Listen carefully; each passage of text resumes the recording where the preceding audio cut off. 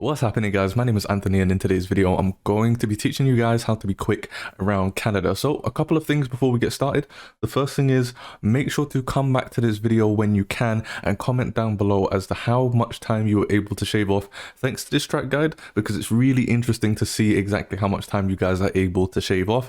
And the second thing is that you may notice down below in the comment section, I have finally released my baseline spreadsheet of setups. At the moment, they've only got time trial setups in there because that's all I've really been working with as of lately. However, as I get more in tune with league racing and I start building those race setups, you guys will be updated on that through that spreadsheet. So make sure to go and check it out down below. Let's get straight into the track guide and teach you how to be quick at Canada. So as you're coming up to the Wall of Champions in qualifying and on time trial, you want to brake super late.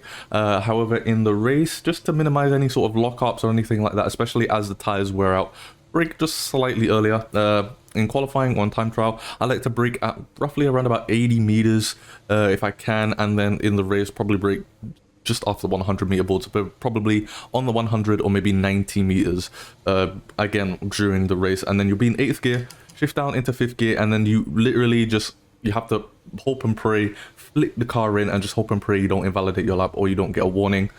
Just flick the car in both corners and then just run wide, open up DRS as soon as you can, and you're good to go. This is the start of the lap. So the first corner, you're going to be in 7th gear. And I like to brake around about 95 meters, so just after the 100 meter board, brake in a complete straight line. And then just as I'm passing that grey patch there, that's where I'm starting to turn in down into 4th gear, and then one last downshift into 3rd gear. As you're hugging this corner here, you have to hug that first corner or else you're not going to get wide enough to really attack this second corner. One more downshift into 2nd and really hug this this second corner as much as you can, and then just try and get on the throttle as soon as you can. It's very difficult to get on the throttle here on this second corner, so you want to upshift sooner than usual, just short shift up to 4th gear.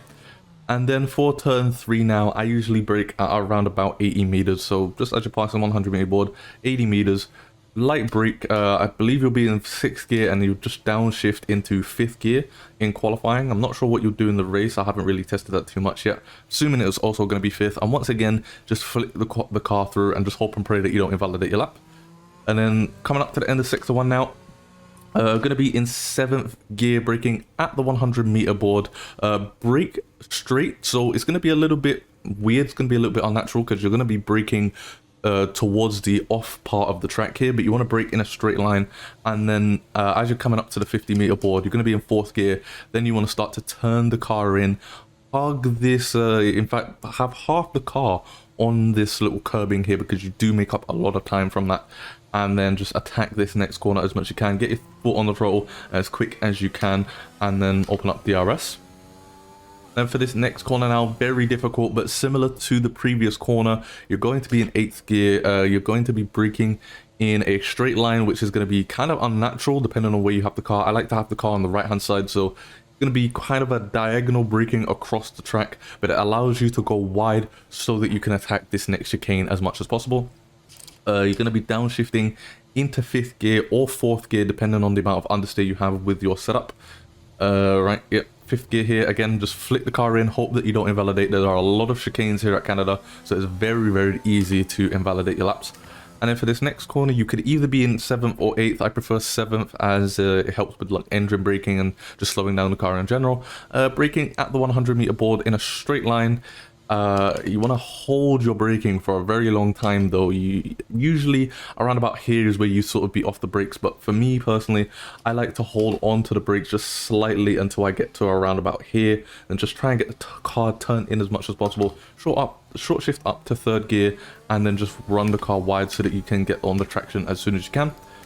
And then you've got this long straight with DRS, open it up as soon as possible, up to the Wall of Champions again. A very short lap, but you can make up so much time if you know what to do. And then once again, in qualifying or in time trial, you want to brake at 80 meter, the 80 meter mark, or if you're in the race, just brake a little bit later, a little bit sooner at maybe the 100 meter board. And then once again, down into 5th, flick the car through. Hopefully you don't invalidate your lap like I've just done there. Run wide, open up DRS if you have it. And that is a lap of Canada.